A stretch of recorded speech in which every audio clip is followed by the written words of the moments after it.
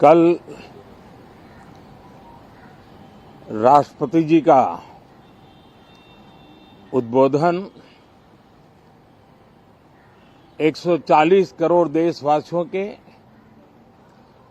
आत्मविश्वास की अभिव्यक्ति था।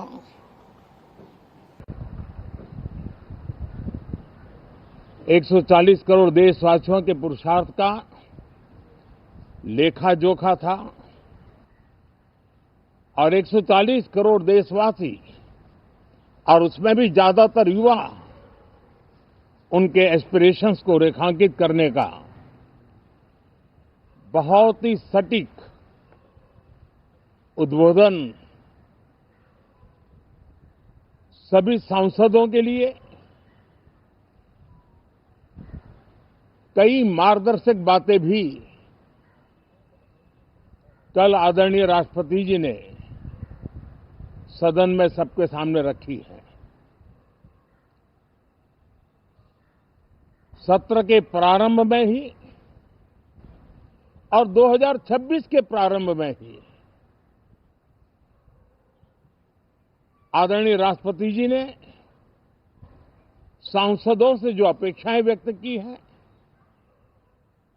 उन्होंने बहुत ही सरल शब्दों में राष्ट्र के मुखिया के रूप में जो भावनाएं व्यक्त की हैं, मुझे पूरा विश्वास है कि सभी माननीय सांसदों ने उसको गंभीरता से लिया ही होगा और ये सत्र अपने आप में बहुत ही महत्वपूर्ण सत्र होता है।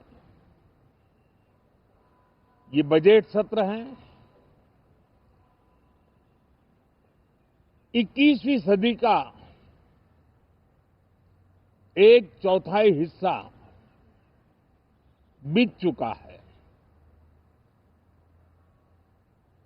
ये दूसरे चौथाई का प्रारंभ हो रहा है और 2047 विकसित भारत के लक्ष्य को प्राप्त करने के लिए ये महत्वपूर्ण 25 वर्ष का दौर आरंभ हो रहा है और ये दूसरे क्वार्टर का, इस शताब्दी की दूसरे क्वार्टर का ये पहला बजट आ रहा है और वित्त मंत्री निर्मला जी देश की पहली वित्त मंत्री ऐसी है, महिला वित्त मंत्री ऐसी है जो लगातार 9वीं बार देश के संसद में बजट प्रस्तुत करने जा रही है।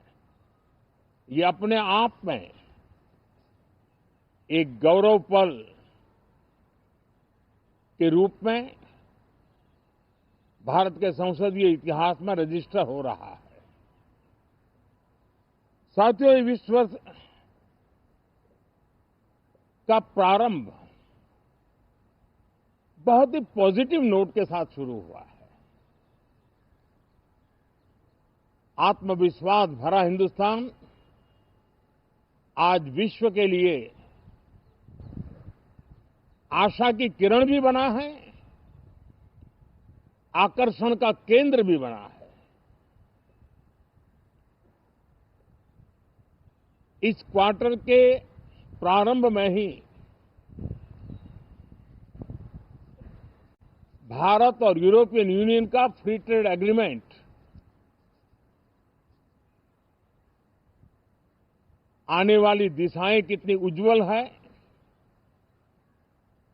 भारत के युवाओं का भविष्य कितना उज्जवल है,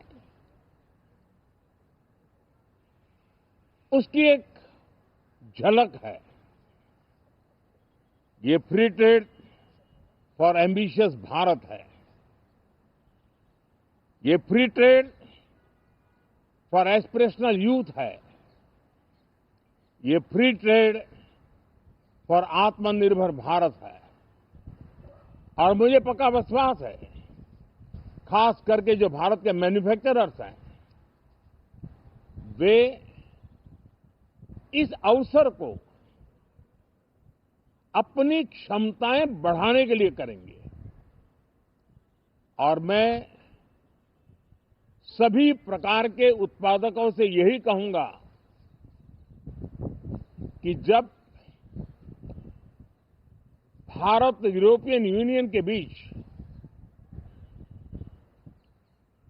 मदर ऑफ ऑल डील्स जिसको कहते हैं वैसा समझौता हुआ है, तब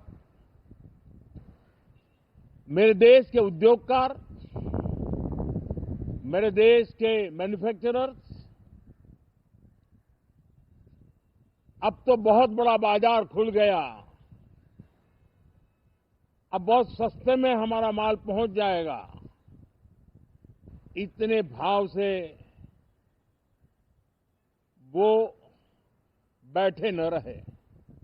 ये एक अवसर है और इस अवसर का सबसे पहला मंत्र ये होता है कि हम क्वालिटी पर बल दें। हम अब जब बाजार खुल गया है तो उत्तम से उत्तम क्वालिटी लेकर के बाजार में जाए, और अगर उत्तम से उत्तम क्वालिटी लेकर के जाते हैं तो हम यूरोपियन यूनियन के 27 देशों के खरीदारों के पैसे ही कमाते इतना नहीं, क्वालिटी के कारण से हम उनका दिल जीत लेते हैं और वो लंबे अरसे तक प्रभाव रहता है, उसका दशकों तक उसका प्रभाव रहता है। कंपनियों का ब्रांड देश के ब्रांड के साथ नए गौरव को प्रस्थापित कर देता है। और इसलिए 27 देशों के साथ हुआ ये समझौता हमारे देश के मछुआरे, हमारे देश के किसान, हमारे देश के युवान, सर्विस सेक्टर में जो लोग विश्व में अलग अलग जगह पे जाने के उत्सुक हैं, उनके लिए बहुत बड़े अवसर लेकर के आ रहा है। और मुझे पक्का विश्वास है एक प्रकार से कॉन्फिडेंट, कॉम्पिटिटिव और प्रोडक्टिव भारत की दिशा में ये बहुत बड़ा कदम है। साथियों, देश का ध्यान बजट की तरफ होना बहुत स्वाभाविक है, लेकिन इस सरकार की ये पहचान रही है रिफॉर्म, परफॉर्म एंड ट्रांसफॉर्म। और अब तो हम रिफॉर्म एक्सप्रेस पर चल पड़े हैं, बहुत तेजी से चल पड़े हैं। और मैं संसद के भी सभी साथियों का आभार व्यक्त करता हूं कि इस रिफॉर्म एक्सप्रेस को गति देने में वे भी अपनी सकारात्मक शक्ति को लगा रहे हैं और उसके कारण रिफॉर्म एक्सप्रेस को भी लगातार गति मिल रही है।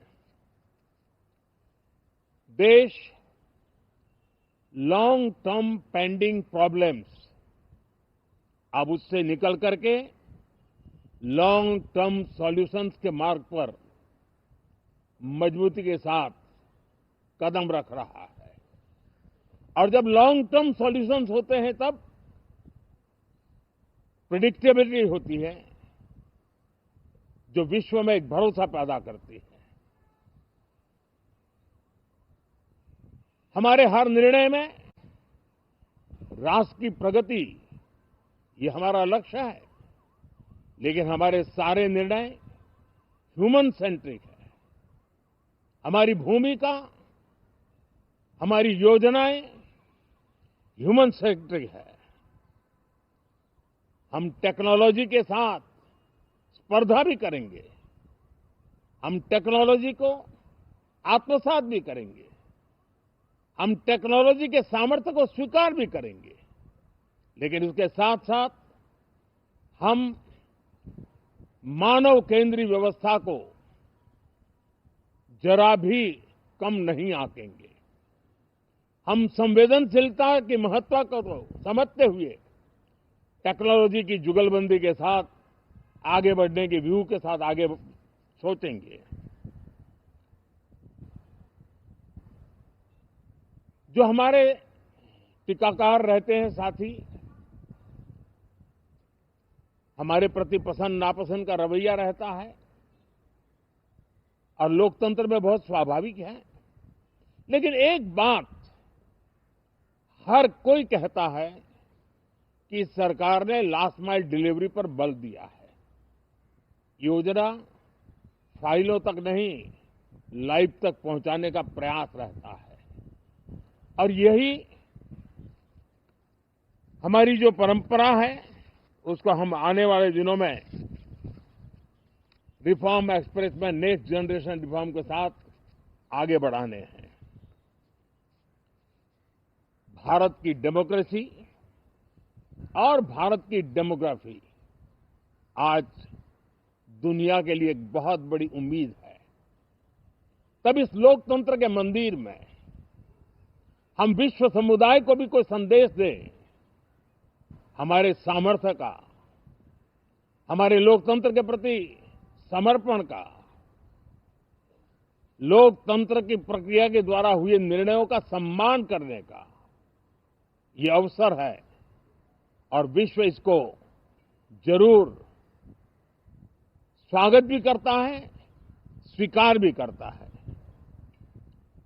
आज जिस प्रकार से देश आगे बढ़ रहा है, आज समय व्यवधान का नहीं है, आज समय समाधान का है।